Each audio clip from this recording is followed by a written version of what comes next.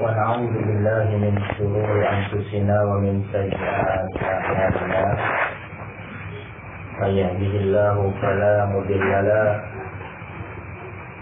ومن يضلل فلا هادي له أشهد أن لا إله إلا الله وحده لا شريك له وأشهد أن محمدا عبده ورسوله صلى الله عليه وعلى آله وسلم. قال الله تعالى في كتابه الكريم: يا أيها الذين آمنوا اتقوا الله حق تقاته ولا تموتن إلا وأنتم مسلمون. يا أيها الناس اتقوا ربكم الذي خلقكم من نفس واحدة وخلق منها زوجها وبث منهما رجالا كثيرا ونساء واتقوا الله الذي تساءلون به والأرحام إن الله كان عليكم رقيبا. يا أيها الذين آمنوا اتقوا الله وقولوا قولا سديدا يصلح لكم أعمالكم ويغفر لكم ذنوبكم ومن يطع الله ورسوله فقد فاز فوزا عظيما. فإن أصدق الحديث كتاب الله وخير الهدي هدي محمد صلى الله عليه وعلى آله وسلم وشر الأمور محدثاتها فإن كل محدثات بدعة وكل بدعة ضلالة وكل ضلالة في النار.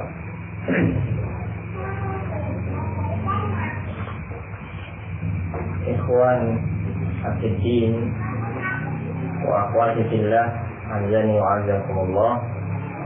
Insyaallah pada malam hari ini kita akan melanjutkan kajian kita dari kitab Tauhid yang alhamdulillah kita telah menyelesaikan bab yang pertama dalam kitab ini. Sekarang kita akan masuk kepada bab selanjutnya. Qala al-muallif rahimahullahu ta'ala, berkata penyusun kitab, semoga Allah meridhai beliau, babu fadli tauhidi wa ma yukaffiru minadz dzunubi.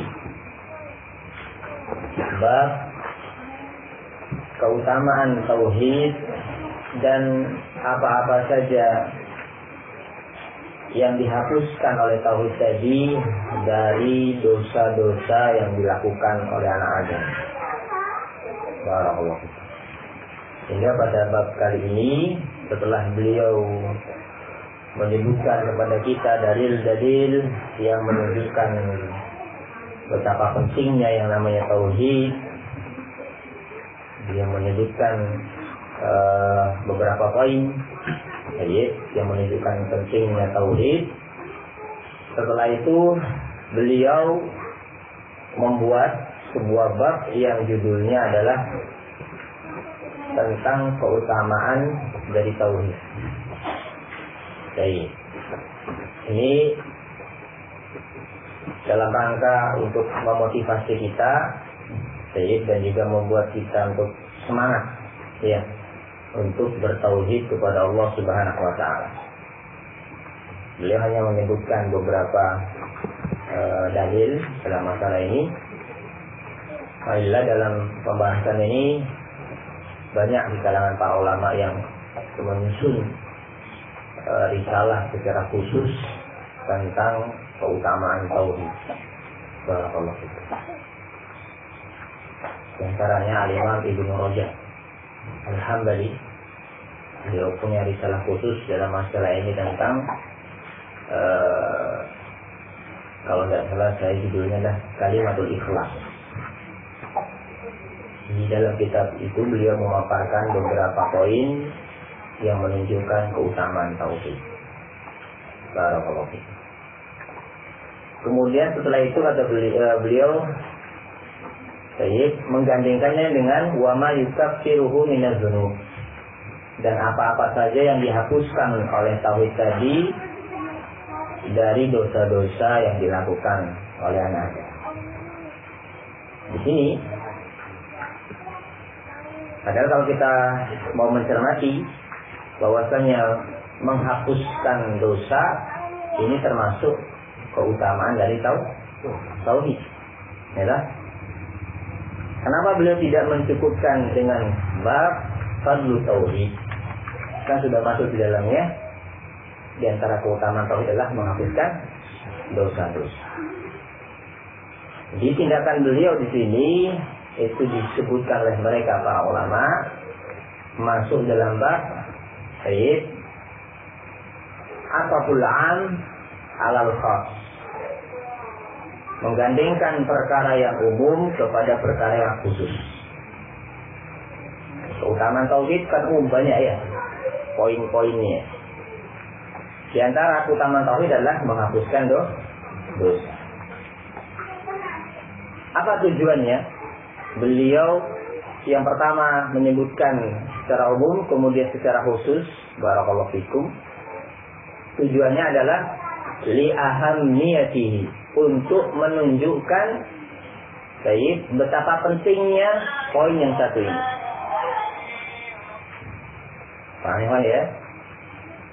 Hingga sengaja beliau menyebutkan wa ma yukaffiru minadz dzunub, untuk menunjukkan di antara keutamaan tauhid yang paling spesial adalah apa?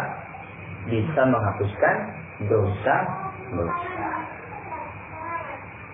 Paham ya? Jadi di sini tindakan beliau bukanlah termasuk tindakan dengan kata lain tidak efisien dalam menggunakan bahasa, tidak. Tapi ada keinginan yang lain ketika beliau menggunakan lafaz ini.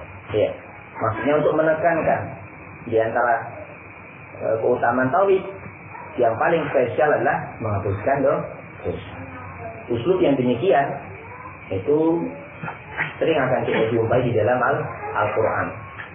Allah Subhanahu wa Ta'ala menyebutkan secara umum, kemudian secara khusus. Baik. Barakallahu fikum. Sekarang kita masuk pada dalil-dalil ini. Qala al-muallif rahimahullahu ta'ala, berkata penyusun kitab, semoga Allah merahmati beliau, wa qaulullahi ta'ala, dan diantara keutamaan tauhid adalah terdapat dalam firman Allah Subhanahu wa ta'ala, alladzina amanu walam yalbisu imanahum bizulmin ulaika lahumul amnu wahum muhtadun. Surat Al-An'am ayat ke-82. Allah menyatakan, dan orang-orang yang beriman kemudian mereka tidak mencampur adukkan keimanan mereka tadi. Yalbisu itu khalaqa, mencampur. Baik. Dan mereka tidak mencampur adukkan keimanan mereka tadi bizulmin, dengan kezaliman. Baik. Ulaika lahumul amnu, maka mereka semua layak untuk mendapatkan keamanan. Wahum muhtadun, dan mereka akan mendapatkan petunjuk dari Allah Subhanahu wa ta'ala. Ini janji dari Allah. Orang yang beriman kemudian dia tidak mencampur adukkan keimanannya tadi dengan kezaliman, maka dia akan mendapatkan dua keutamaan. Yang pertama, rasa aman. Yang kedua, dia akan mendapatkan petunjuk dari Allah Subhanahu wa ta'ala. Baik. Al-zulmu, kezaliman, barakallahu fikum, itu secara garis besar kita bisa kelompokkan menjadi 3. Iya. Baik. Kezaliman itu ada 3 macam. Yang pertama adalah az-zulmu bainal 'abdi wa rabbi. Kezaliman yang terjadi di antara hamba dan Rabb-Nya, yaitu Allah. Ya. Baik. Wa hadza akbar. Dan ini adalah kezaliman yang paling besar. Apa itu bentuknya? Ai asyirku, yaitu kesyirikan. Kesyirikan ini merupakan kezaliman yang paling besar. Barakallahu fiik. Baik. Inna syirka la zulmun azim. Bagaimana Allah menukilkan ucapan Luqman kepada anaknya. Sesungguhnya kesyirikan itu merupakan kezaliman yang paling besar. Barakallahu. Yang paling parah, ya. Kezaliman yang paling parah yaitu ketika seorang hamba menyekutukan Allah Subhanahu wa taala dengan makhluknya. Kezaliman yang kedua, untuk jenis yang pertama ini anwa, ya. Kalau mau kita rinci lagi macam-macam, dan itu akan dirinci dan kita ketahui beberapa corak-corak dari kesyirikan tadi. Ya, bermacam-macam. Nanti ada kesyirikan dalam masalah ucapan, kesyirikan dari sisi keyakinan hati, kesyirikan dari sisi perbuatan. Nanti akan kita bahas dalam kitab ini. Ya, bagaimana corak-corak kesyirikan tadi. Dan itu memang perangkap syaitan untuk menangkap Bani Adam. Itu nggak cukup dengan satu perangkap. Lolos dari satu perangkap, masih ada perangkap yang lainnya. Sehingga tidak ada yang mungkin bisa selamat dari perangkap tersebut kecuali orang-orang yang Allah berikan hidayah dan rahmat. Baik. Jenis kezaliman yang kedua adalah zulmul abdi ghairah. Baik. Kezaliman seorang hamba kepada hamba yang lain. Barakallahu fiik. Ya. Tindakan menzalimi orang lain. Ini macam-macamnya banyak juga. Ya. Seperti yang namanya sarakah, mencuri. Kemudian ghibah. Ya. Membicarakan kejelekan orang lain, itu termasuk kezaliman. Barakallahu fikum. Dan anwa, jenis-jenisnya. Barakallahu fikum. Yang ketiga, zulmul abdi nafsahu. Seorang hamba yang menzalimi dirinya sendiri. Barakallahu fikum. Iya. Seorang hamba yang menzalimi dirinya sendiri. Kok bisa? Bisa. Iya. Kok ada orang mau menzalimi dirinya sendiri? Nggak ada. Apa bentuknya? Al-ma'asi, yaitu kemaksiatan. Barakallah. Seorang hamba yang melakukan aktivitas maksiat, amalan-amalan maksiat, itu pada hakikatnya orang yang nggak sayang dengan dirinya sendiri. Iya. Orang yang melemparkan dirinya pada kebinasaan. Yang namanya kemaksiatan, barakallahu fikum, itu jelas, ya. Dampak negatifnya kembali kepada sang pelaku. Baik. Terkadang dampak negatifnya itu murni, benar-benar negatif, nggak ada dampak positif sama sekali. Dan terkadang dampak negatifnya itu lebih besar, walaupun di situ ada sisi positifnya, tetapi yang negatif lebih besar. Sehingga yang namanya kemaksiatan itu kerugiannya kembali kepada sang pelaku itu sendiri. Ini yang pertama. Dan tentunya pada sebagian kemaksiatan ada yang kembali kepada orang lain. Barakallah. Baik. Ini 3 jenis kezaliman. Iya. Yang pertama kezaliman seorang hamba kepada Rabbnya. Yang kedua kezaliman seorang hamba kepada yang lain. Yang ketiga kezaliman seorang hamba kepada pribadinya. Ketika para sahabat radhiyallahu anhum ajma'in mendengar Rasul membacakan ayat ini, barakallahu fikum, luar biasanya para sahabat, ya, itu mereka semua langsung merasa sempit hatinya, langsung merasa sedih, barakallahu fikum. Sebutkan dalam riwayat Ibnu Mas'ud. Dan mereka mengatakan kepada Rasul, ayyuna lam yadrim nafsah ya Rasulullah. Siapa di kalangan kita yang tidak pernah berbuat zalim ya Rasulullah? Karena ya, ini menunjukkan bersihnya hati para sahabat radhiyallahu anhum. Sehingga ketika mendengarkan bacaan ayat Al-Quran, ada yang turun, barakallahu fikum, ya, yang pertama kali yang mereka tujulah pribadinya.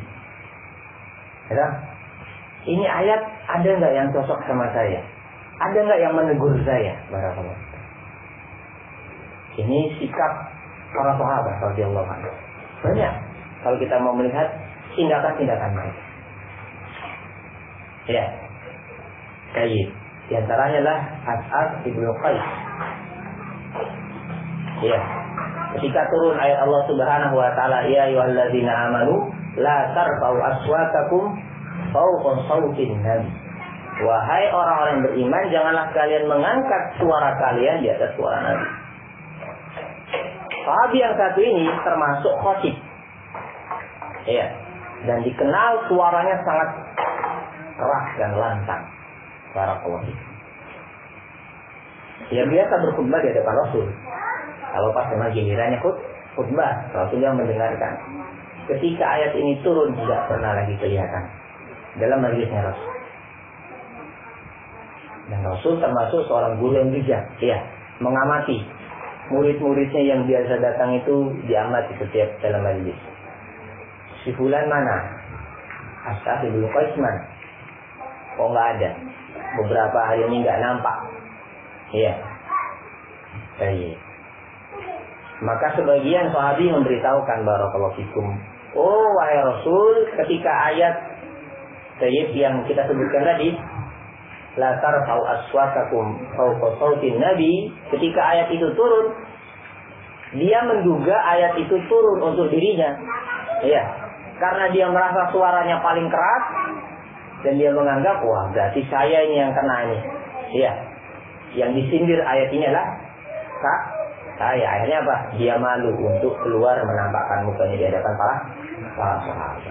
Maka Rasul mengatakan, la, bukan dia orangnya. Iya. Wa min ahlil jannah. Justru sebaliknya, dia termasuk penghuni jannah. Barakallahu. Ini bukti yang menunjukkan yang apa yang kita sebutkan tadi. Iya.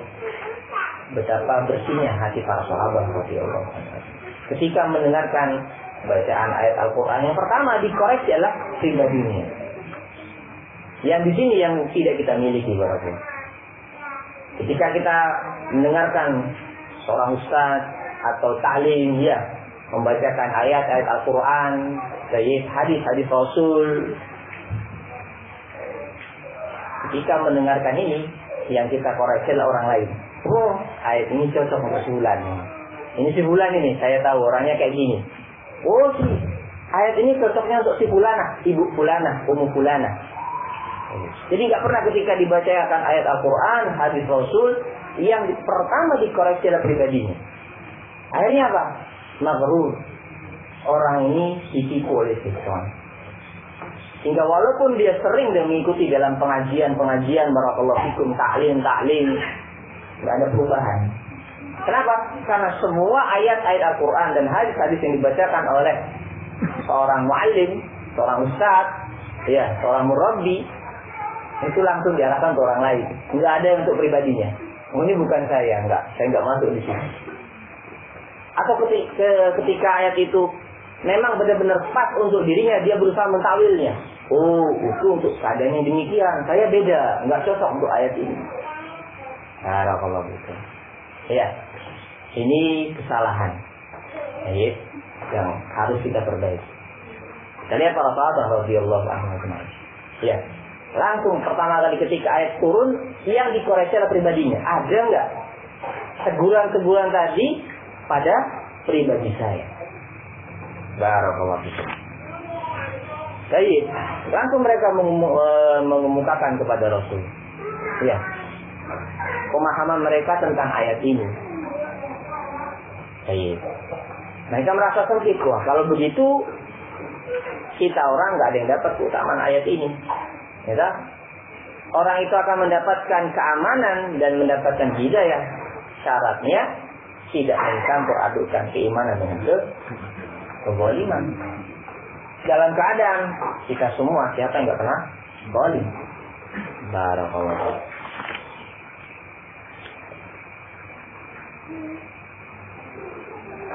Ketika para sahabat mengajukan pertanyaan demikian kepada Rasul, maka Rasul menjawab, "Sayyid, laisa dzalik." Bukan demikian makna ayat ini. Ya. Tetapi yang dimaksudkan dengan kezaliman di sini adalah asyirku, kesyirikan. Barakallahu fikum.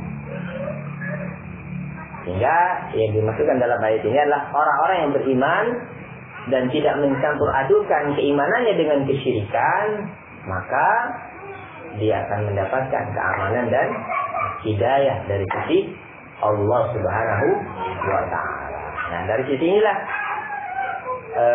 yang diinginkan oleh penulis. Iya, kesesuaian ayat ini dengan bab, menunjukkan keutamaan orang yang bertauhid. Orang yang tidak pernah melakukan kesyirikan, baik syirik akbar ataupun asghar, maka dia akan mendapatkan keamanan dan hidayah dari sisi Allah Subhanahu wa Ta'ala. Barakallahu fikum. Baik. Kemudian yang perlu dipahami lagi terkait dengan ayat ini, baik, itu ada perincian di kalangan para ulama yang dimaksud dengan al-amnu wal hidayah di sini. Ya. Baik. Belum kita merinci di dalam lafaz ini, ada perbedaan pendapat di kalangan para ulama tentang al-amnu wal hidayah di sini. Sebagian mereka mengatakan al-amnu di sini adalah baik di dunia. Dia akan mendapatkan rasa aman ketika di dunia. Wal hidayah fil akhirah. Dan dia akan mendapatkan hidayah di akhirat. Artinya hidayah ilal jannah. Dia akan dituntun oleh Allah menuju jannah. Ini penafsiran mayoritas di kalangan ahli tafsir. Sebagian yang lain menyatakan umum. Ya, keamanan di sini mencakup keamanan dunia dan akhirat. Hidayah di sini mencakup hidayah dunia dan akhirat. Dan ini yang lebih tepat. Bagaimana yang dikatakan oleh Syekh Al-Utsaimin rahimahullah ta'ala. Ya. Sehingga al-amnu wal hidayah huna am. Ya, umum. Baik keamanan di dunia ataupun di akhirat, demikian juga hidayah di dunia ataupun di akhirat. Ini yang lebih tepat dikatakan oleh Syekh Al-Utsaimin rahimahullah ta'ala. Baik. Kemudian perincian yang lain terkait dengan al-amn wal hidayah di sini. Barakallahu fikum, al-amn wal hidayah itu naw'an. Ya. Terbagi menjadi dua. Baik. Ada yang tam, ada yang naqis. Ada keamanan dan hidayah yang sempurna, ada keamanan dan hidayah yang naqis, yang kurang. Barakallahu fikum. Baik. Orang-orang yang mendapatkan al-amnu tam wal hidayatu tammah, orang yang mendapatkan keamanan dan hidayah yang sempurna itu adalah, baik, barakallahu fikum, orang-orang yang selamat dari kezaliman yang tiga tadi. Ya. dia selamat dari kezaliman kepada Allah, selamat dari kezaliman kepada orang lain dan kepada dirinya sendiri. Maka orang ini akan mendapatkan keamanan dan hidayah yang sempurna. Baik. Barakallahu fiik. Yang kedua, al-amn wal hidayah an-naqis. Dia mendapatkan keamanan dan hidayah yang kurang, enggak sempurna. Barakallahu fiikum. Ini barakallahu fiikum untuk orang-orang yang dia hanya selamat dari jenis kezaliman yang pertama, yaitu asyirk. Ya. Baik. Dalam kehidupannya dia tidak pernah melakukan kesyirikan sama sekali, baik besar ataupun kecil. Tetapi baik, dia terjatuh dengan yang namanya kezaliman kepada orang lain. Dia juga terjatuh pada kezaliman terhadap dirinya sendiri. Maka untuk orang yang demikian, dia tidak akan mendapatkan keamanan dan hidayah yang sempurna, tapi yang kurang. Dan kadar kurangnya tadi sesuai dengan besar kecilnya kezaliman yang dia lakukan. Semakin besar kezaliman yang dia lakukan, semakin sering kezaliman yang dia lakukan, maka akan semakin berkurang, akan semakin sedikit rasa aman dan hidayah yang dia dapatkan. Barakallahu fiik. Baik. Itu secara ringkas saya sampaikan dari pemaparan Syekhul Islam Ibnu Taimiyah rahimahullah taala dan murid beliau Ibnu Qayyim. Ingat ya? Itu cara memahami ayat ini dengan pemahaman yang sempurna. Baik. Kalau kita memahami ayat ini dengan baik, nggak sempurna, kita hanya menggunakan penafsirannya Rasul tadi, ya. Kezaliman di sini maksudnya ada kesyirikan. Baik. Maka mungkin sebagian pihak ada yang bergampang-gampangan, bagaimana dalam dalil sebelumnya, ya. Yang penting kan beriman, tidak syirik, maka aman dan dapat hidayah. Terserah melakukan kemaksiatan atau tidak. Ya, terserah mau menzalimi orang lain atau menzalimi dirinya pribadi. Saya akan mendapatkan keamanan dan hidayah. Barakallahu fikum. Baik. Ya, ini pemahaman yang singkat.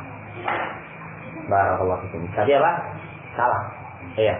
Kalau yang dia maksud tadi mendapatkan keamanan dan hidayah yang sempurna, maka salah. Tapi kalau yang dia maksudkan dia akan mendapatkan keamanan dan hidayah yang naqis, yang kurang, maka benar. Ya, maka benar. Barakallahu fikum. Baik. Sehingga kesimpulannya, kembali lagi kita kepada pembahasan, di antara keutamaan tauhid adalah mendapatkan keamanan dan hidayah dari sisi Allah Subhanahu wa ta'ala. Sempurna tidaknya tergantung apa? Sejauh mana kita meninggalkan kezaliman Baik, selanjutnya. Qala al-Musannif rahimahullahu ta'ala an Ubadah ibn Samit radhiyallahu anhu. Dari Ubadah ibn Samit, semoga Allah meridai beliau, qala Rasulullah sallallahu alaihi wasallam. Berkata Rasulullah sallallahu alaihi wasallam, "Man syahida an la ilaha illallah wahdahu la syarikalah wa anna Muhammadan abduhu wa rasuluh wa anna Isa abdullahi wa rasuluh wa kalimatuhu alqaha ila Maryam wa ruhun minhu wal jannata haqqun wan nar haqqun adkhalahu Allahul jannata ala ma kana minal amal akhrajah." Rasul menyatakan, barang siapa, man di sini ya, barang siapa, sehingga umum. Man ini mengandung makna yang umum. Siapa saja, tua, muda, Baik, laki-laki, wanita, bangsa Arab, bangsa Ajam, siapa saja, mencakup semuanya. Baik.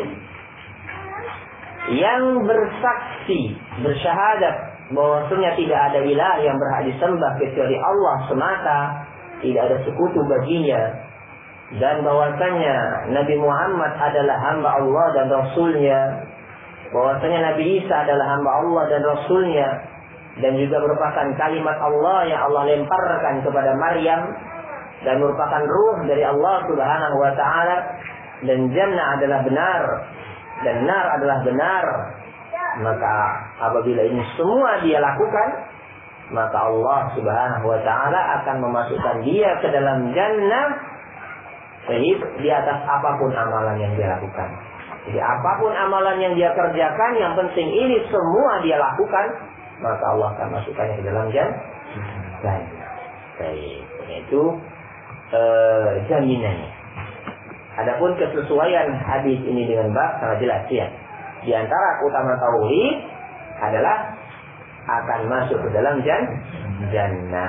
Barakallahu fikum. Apapun amalan yang dia kerjakan. Ya.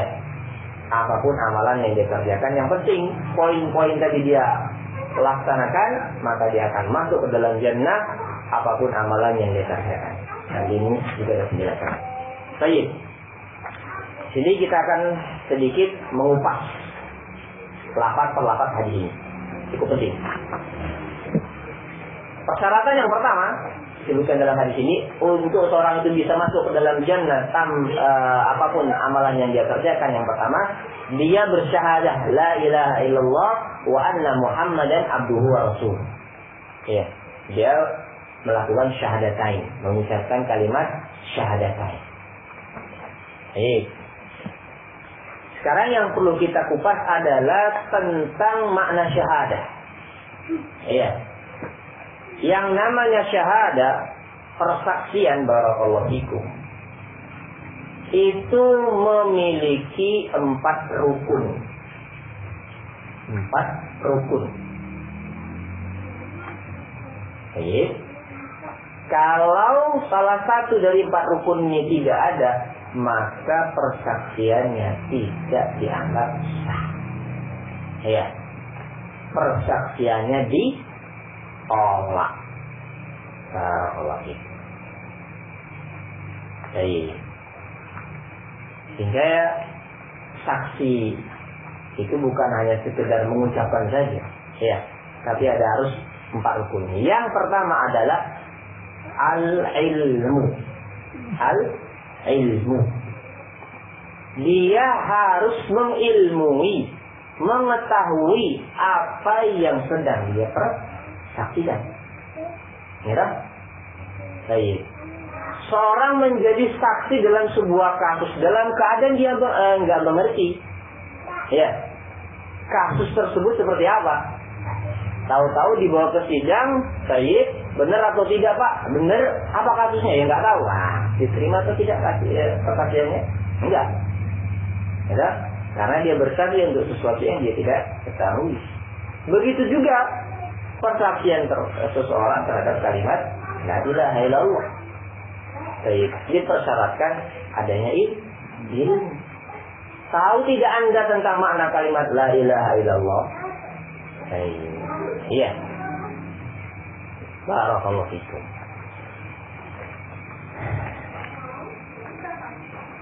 Kebanyakan kaum muslimin mengatakan apa? Tidak ada Tuhan kecuali Allah. Ya, itu penafsiran yang ma'ruf di tengah-tengah kaum muslimin. Iya. Ini penafsiran kalau mau kita resapi maknanya, barakallahu fikum. Ini barakallahu fikum jadi mengandung konsekuensi yang baik. Ya. Ada 2 kemungkinan. Tidak ada Tuhan kecuali Allah. Yang pertama, maknanya adalah semua Tuhan yang ada di alam semesta ini adalah Allah. Ya. Sehingga pada hakikatnya Tuhannya orang Hindu ya Allah. Ya.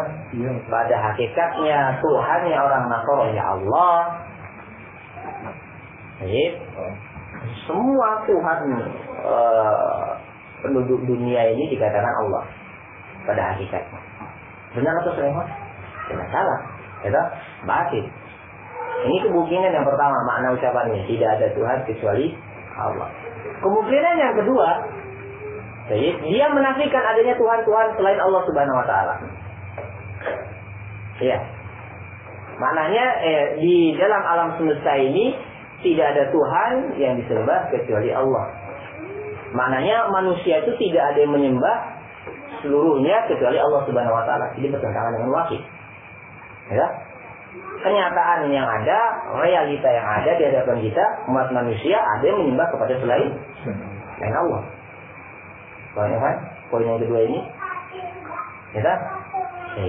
Yang pertama itu batil, yang kedua bertentangan dengan kenyataan.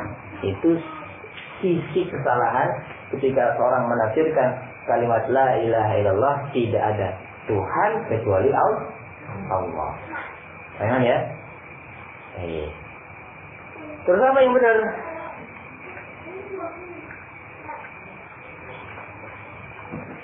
Yang benar yang disebutkan oleh mereka para ulama, makna kalimat la ilaha illallah adalah la ma'budah bihaqqin illallah, atau la ma'budah haqqun illallah.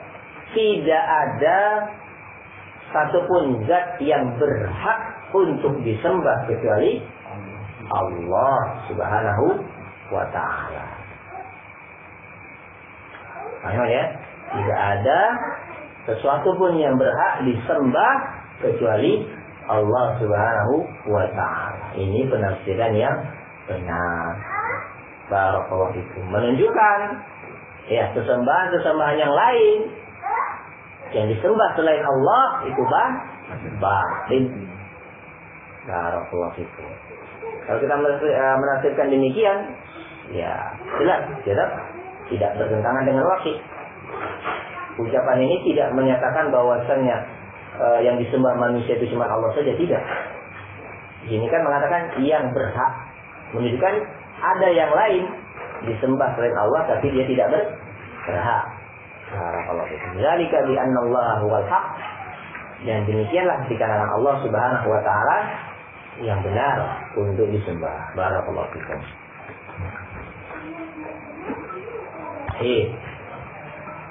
Untuk penafsiran kalimat la ilaha illallah nanti akan beliau membuat bab khusus dalam masalah ini. Ya. Akan kita bahas lebih rinci di sana insyaallah. Terkait dengan penafsiran sebagian umat manusia, terkhusus kaum muslimin dalam menafsirkan kalimat la ilaha illallah. Ya. Penafsiran yang benar dan penafsiran yang salah akan kita sebutkan nanti pada bab yang selanjutnya, insyaallah. Tapi di sini kita akan menjelaskan secara global tentang makna kalimat la ilaha illallah adalah la ma'budah haqqun illallah. Tidak ada suatu Tuhan yang berhak untuk diibadahi kecuali Allah Subhanahu wa taala. Ini ilmu yang pertama. Ya. Seorang itu harus paham tentang makna kalimat la ilaha illallah. Ini berdasarkan firman Allah Subhanahu wa taala dalam surat Muhammad ayat 19, Allah menyatakan fa'lam annahu la ilaha illallah wastaghfir li dzambik. Barakallahu fikum. Allah menyatakan fa'lam, hendaknya Anda mengetahui terlebih dahulu, ya, sebelum Anda mengucapkan annahu la ilaha illallah. Ilmu terlebih dahulu tentang makna kalimat la ilaha illallah baru diucapkan. Ya. Dan Anda harus tahu konsekuensi ucapan tersebut. Barakallahu fikum. Baik. Ya. Ini yang pertama, rukun dari syahadah. Al-ilmu. Yang kedua adalah barakallahu fikum,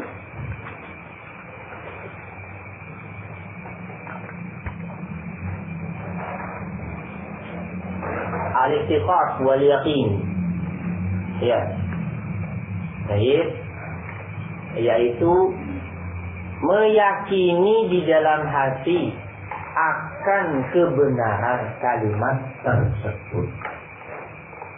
Ya, meyakini di dalam hati akan kebenaran kalimat tersebut, bahwasanya memang yang berhak untuk diibadahi dalam semesta ini hanyalah Allah. Harus diyakini di dalam hati. Barakallahu akan kebenarannya. Baik. Sehingga keluar dari persyaratan ini, siapa ya kawan? Al-munafiqun. Ya, orang-orang munafik. Mereka hanya mengucapkan kalimat la ilaha illallah, tetapi apa? Tidak meyakini di dalam hati. Maka apa? Persaksian mereka ditolak.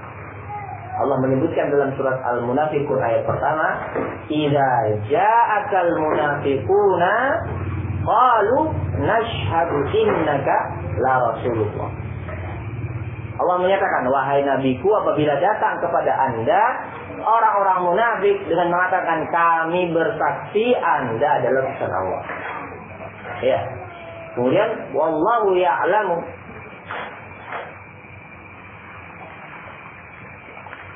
Ayat, "Idza ja'akal munafiquna qalu nashhadu innaka la rasulullah wallahu ya'lamu innaka la rasuluh wallahu yashhadu innal munafiqin lakadzibun." Ya. Padahal Allah tahu memang Anda adalah utusan Allah. Kemudian Allah bersaksi bahwasanya orang-orang munafik tadi telah berdusta. Di akhir ayat Allah mengatakan orang-orang munafik itu berdusta akan kesaksiannya. Kenapa? Karena hatinya tidak meyakini. Sehingga apa? Persaksian yang nggak diakal. Batal. Barakallahu fiikum. Ini poin yang kedua. Poin yang ketiga, di antara rukun dari syahadah adalah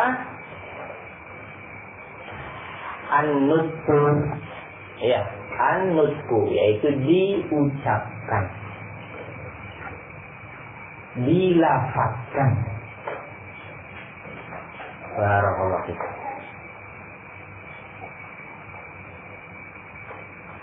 Sehingga kalau ada orang yang dia paham makna kalimat la ilaha illallah, dia yakin itu kalimat benar, memang tidak ada yang berhak diibadahi kecuali Allah, tapi dia nggak mau mengucapkan. Ya, saya tahu Islam itu yang paling benar, tapi ketika disuruh, ya sudah Pak, ucapkan kalimat la ilaha illallah, waduh nanti dulu Mas, berat ini konsekuensinya ya. Maka apa ya Pak? Yang nggak bermanfaat, ilmu dia tidak bermanfaat juga keyakinan dia. Karena untuk masalah syahadah harus diucapkan. Apa dalilnya? Dalilnya adalah peristiwa kematian Abu Thalib. Iya. Beliau ini sangat paham dengan dakwahnya Rasul. Sangat tahu kebenaran dakwah beliau. Yakin akan kebenaran dakwah Rasul. Tetapi ketika menjelang ajalnya disuruh untuk mengucapkan kalimat la ilaha illallah, beliau enggan. Ya amkul la ilaha illallah kalimatan uhajjuka indallah. Wahai pamanku, ucapkan kalimat la ilaha illallah, sebuah kalimat yang aku akan berhujjah untuk dirimu di hadapan Allah Subhanahu wa taala. Ya. Lagi mikir-mikir Abu Thalib, konconya langsung menggembosi. Ya Abu Thalib, atarghabu an millah Abdul Muthalib. Hei Abu Thalib, kamu enggak suka ya dengan agamanya Abdul Muthalib? Bapakmu. Hei. Barakallahu fikum. Dikasih syubhat apa? Ta'assub. Ya. Dengan nenek moyang dan leluhur. Barakallahu fikum. Ini penyakit yang berbahaya. Hei. Terus demikian saja kejadiannya ya. Rasul mengajak lagi, dibalas lagi oleh konco-konconya tadi. Akhirnya apa? Ya sudah, akhirnya dia tidak mau mengucapkan kalimat la ilaha illallah. Akhirnya dia meninggal di atas agama Abdul Muthalib, mati dalam keadaan kafir. Tidak bermanfaat etikotnya tadi, tidak bermanfaat ilmunya tersebut, sehingga harus diucapkan. Ya.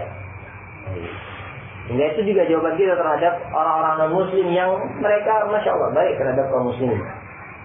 Ya, peduli terhadap kaum muslimin, luar biasa.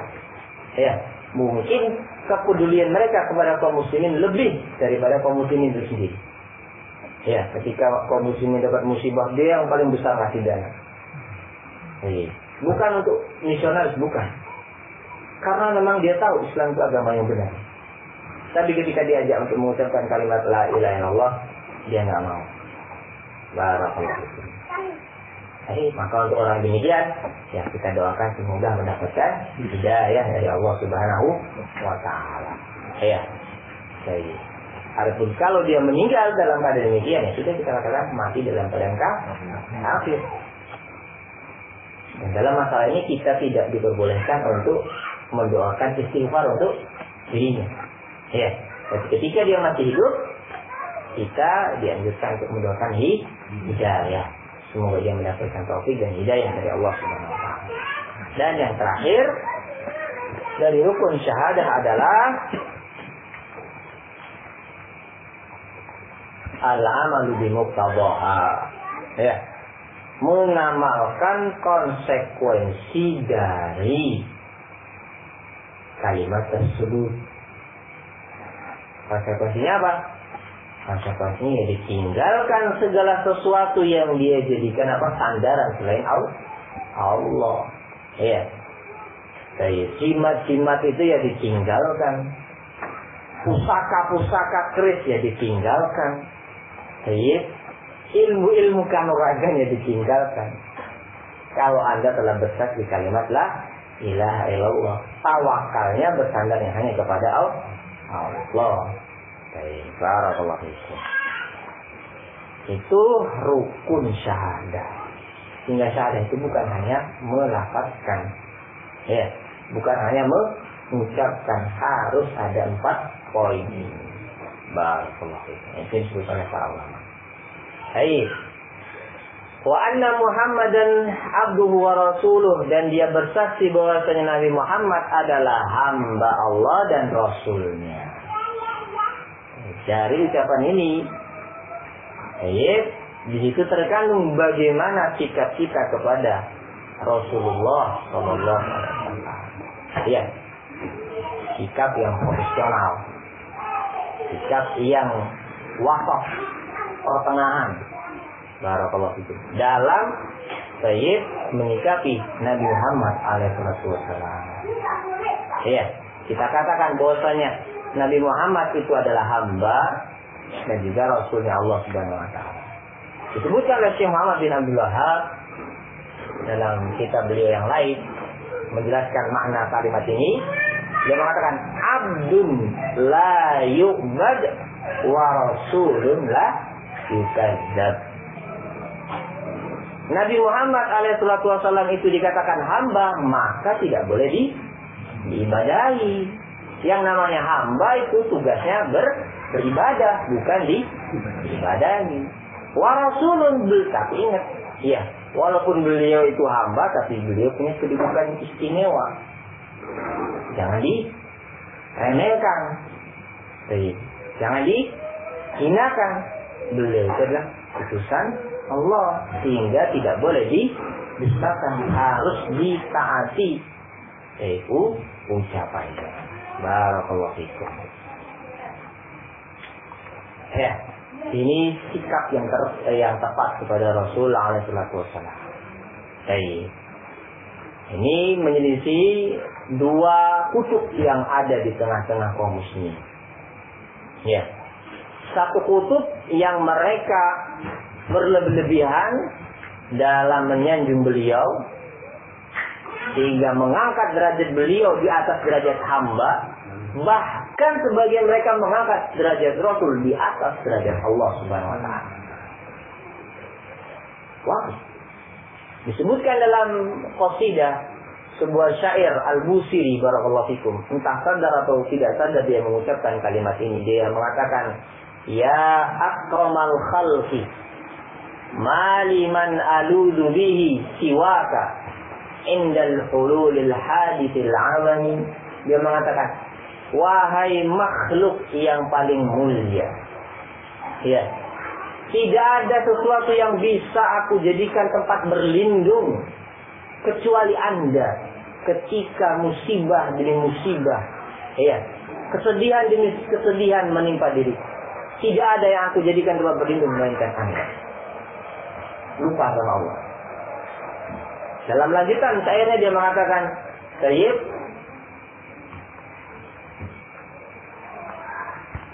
wa min judika ad-dunya wa dharratiha wa min ulumika ilmul lawhi wal qalam. Dan di antara kedermawanan Anda wahai Rasul adalah apa? Dunia dan madunya. Jadi yang memberikan nikmat-nikmat dunia itu Rasul, bukan Allah. Ada dia. Iya. Rezeki yang didapatkan oleh makhluk di alam semesta ini dari Rasul, kata dia. Dan di antara ilmu Anda adalah ilmu mengetahui tentang apa saja yang tercatat dalam kitab Lauhul Mahfuz. Catatan-catatan takdir. Barakallahu fikum. Fakih, ya kan? Menunjukkan apa? Terjadi di tengah-tengah umat ini, mereka mengangkat derajat Rasul bukan hanya setara dengan Allah, tetapi apa? Di atas derajat Allah Subhanahu wa ta'ala. Barakallahu fikum. Ini memang fenomena yang terjadi. Dan ini disebutkan oleh mereka para ulama di antara sebab terjadinya kesyirikan pertama kali. Yaitu apa? Al-ghulu fi shalihin. Terlalu berlebih-lebihan dalam menyanjung orang salih. Niat awalnya bagus. Ya, ihtiram, menghormati orang soleh, menghormati para wali. Memang benar. Tetapi barakallahu fikum jangan sampai kebablasan. Iya. Mengangkat derajat mereka di atas dari apa? Dari kedudukannya. Barakallahu fikum. Baik.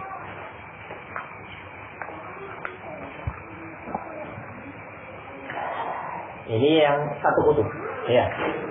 Dan kutub yang satu ini, kalau kita ingatkan, itu kebanyakannya atau sebagiannya nggak terima. Kami, saya cinta Rasul. Loh, berarti kalau begitu Anda ini orang yang benci sama Rasul. Ya. Saya, Anda ini orang yang tidak menghormati orang saleh. Loh, sabar Pak. Bukan itu maksudnya. Ya. Kita cinta kepada Rasul. Kita menghormati beliau, iya harus itu. Tetapi yang kita tegur itu Pak, iya, yang kita salahkan itu apa? Sikap Anda yang mengangkat derajat beliau di atas derajat Allah atau mensejajarkan beliau dengan Allah Subhanahu Wa Taala. Bukan hanya kita yang menegur, Rasul sendiri yang menegur. Iya, ketika Rasul datang dengan beberapa para sahabat radhiyallahu anhum ajma'in, barakallahu fikum, disambut gembira oleh para sahabat. Iya. Ya sayyidina, ya sayyidana, wa ibna sayyidina. Sayyid, wahai pemimpin kami dan anak dari pemimpin kami. Disanjung-sanjung Rasul. Benar atau tidak kalimat ini? Ya benar. Emang benar Rasul pimpinan mereka dan anak dari pimpinan mereka. Tetapi di sini Rasul telah melihat sinyal-sinyal yang sudah nggak beres. Iya.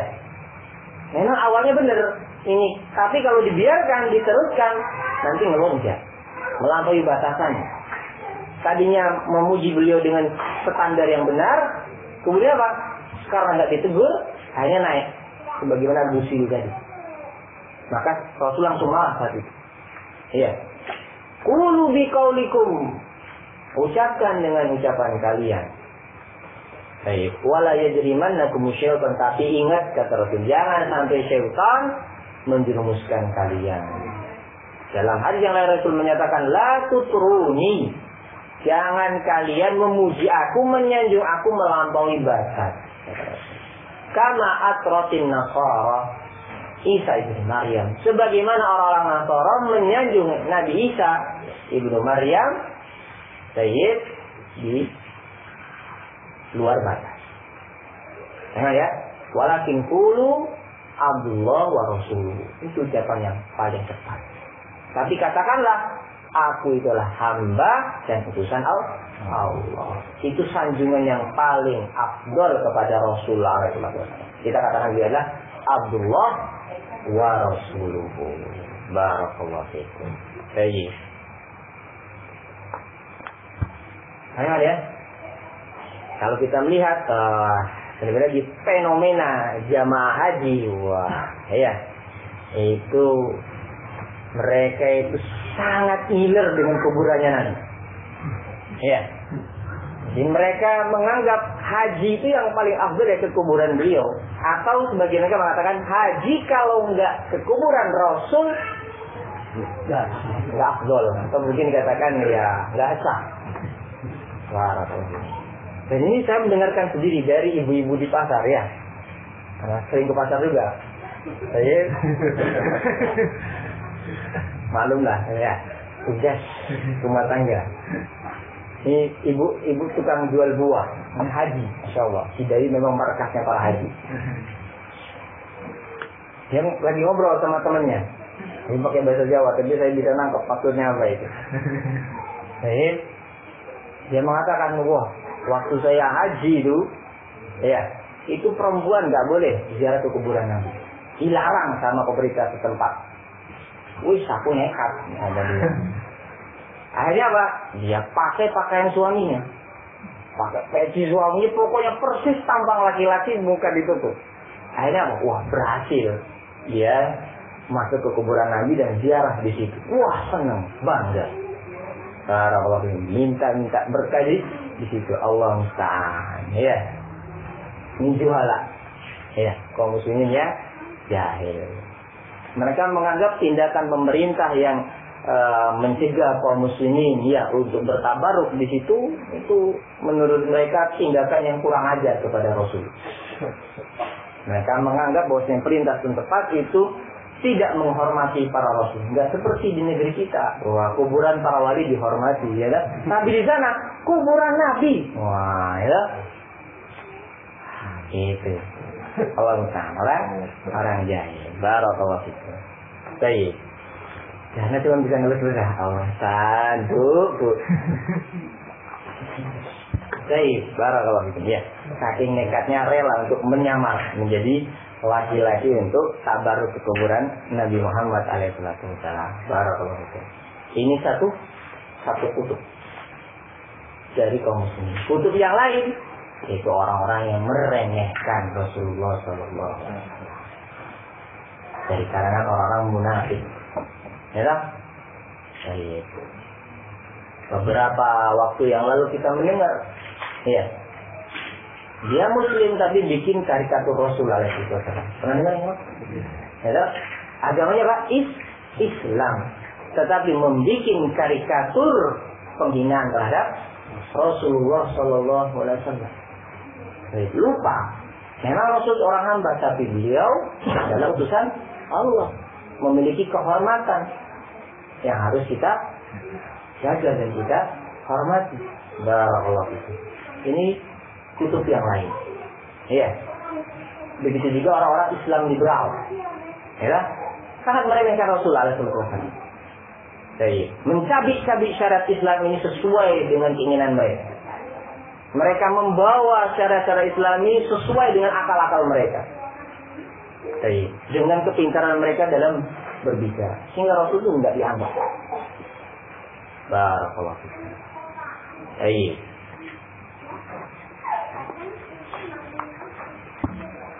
Masuk juga dalam kutub yang satu ini, barakallahu fikum, adalah ahli bidah. Iya, orang-orang yang membuat perkara-perkara baru dalam syariat ini. Itu sama saja tidak menghormati kedudukannya sebagai manusia. Ya, sama saja berarti dia telah menghina Rasul, sadar ataupun tidak sadar. Baik. Imam Malik, beliau pernah menyatakan, baik, dalam sebuah ucapannya,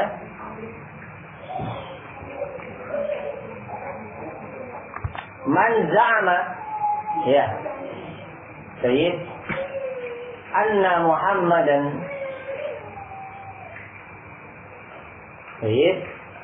barang siapa yang menduga bahwasanya Nabi Muhammad alaihissalatu wassalam barakallahu fikum itu belum menyampaikan agama ini secara sempurna, waqad za'ama annahu khana risalah, atau tidak malibtada fil islami bid'atan yaraha hasanah faqad za'ama anna Muhammadan khana risalah. Baik, yang lebih tepat. Barang siapa yang membuat perkara-perkara bid'ah dalam agama ini yang dia menduga itu adalah perkara yang baik, ya, menurut dia bagus perkara bid'ah tadi, barakallahu fikum. Dan ini mayoritas argumentasi mereka yang mengadakan perkara-perkara bid'ah, menganggap baik. Ya, yasinan misalnya, itu baik.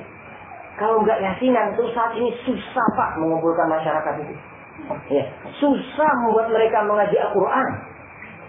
Baik. Kapan lagi yasinan ini yang paling tepat?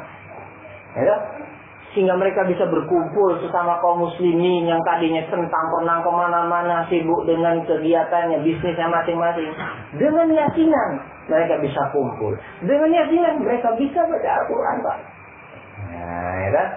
Bagus ini, masalah untuk kaum muslimin. Barakallahu fiik. Maka kata Imam Malik apa? Faqad za'ama anna Muhammadan khana risalah. Berarti Anda ini Pak, sadar atau tidak sadar, menganggap Nabi Muhammad telah berkhianat. Loh kok bisa Pak? Nah iya. Ya, berarti Anda menganggap barakallahu fikum ada dalam perkara syariat ini yang belum disampaikan oleh Rasul. Buktinya perkara ini ada nggak di situ kalau sudah para sahabat tentang yasinan ini? Ya, berkumpul dalam sebuah hari membaca ayat tertentu, ada nggak contohnya dari Rasul? Ya nggak ada Pak. Nah iya. Berarti apa Anda menganggap ada yang belum disampaikan? Secara tidak langsung Anda telah menikam Rasul. Iya. Baik sya'a awaba. Baik Anda berkehendak ataupun tidak. Barakallahu fiikum. Baik Anda sadar ataupun tidak, Anda telah menikam Rasul, mencelah Rasul. Barakallahu fiikum. Baik. Ya, ini dua kutub yang ada di dalam tubuh Islam. Ada kutub yang berlebihan dalam menyanjung beliau, ada kutub yang terlalu meremehkan kedudukan beliau sebagai seorang Rasul. Barakallahu fiikum. Yang tepat, ahli sunnah mengatakan Rasul adalah hamba, sehingga nggak boleh kita ibadahi. Tapi ingat, Rasul adalah utusan Allah. Ya, harus kita mengikuti beliau, mengikuti syariat beliau, apa yang beliau tuntunkan. Barakallahu fikum. Baik. Wallahu taala a'lam. Karena sudah jam 9, untuk lafaz selanjutnya akan kita kupas pada kesempatan yang akan datang terkait dengan masalah Nabi Isa. Baik, bagaimana hakikatnya, dan juga hadis ini barakallahu fikum itu termasuk hadis yang dijadikan argumentasi orang-orang Nasara untuk membenarkan keyakinan mereka tentang Isa.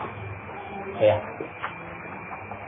dalam lafaz waruhun min, Nabi Isa itulah ruh dari Allah. Ya, itu keyakinan mereka. Ada dalilnya dalam hadis Rasul, juga dalam ayat Al-Quran. Nah, itu nanti akan kita kupas dalam kesempatan yang akan datang. Ya, bagaimana cara mendudukan hadis ini dan ayat. Barakallahu fikum. Dan juga nanti terkait dengan masalah al-jannah wan nar, akan kita bahas terkait nanti dengan orang yang mengarang sebuah kitab atau sebuah buku dengan judul ternyata akhirat tidak ke surga. Itu juga akan kita bahas. Wallahu ta'ala a'lam bishawab. Naktafi bihadzal insyaallah. Subhanakallahumma wa bihamdika asyhadu an la ilaha illa anta astaghfiruka wa atubu ilaik. Tafadhalu barakallahu fikum.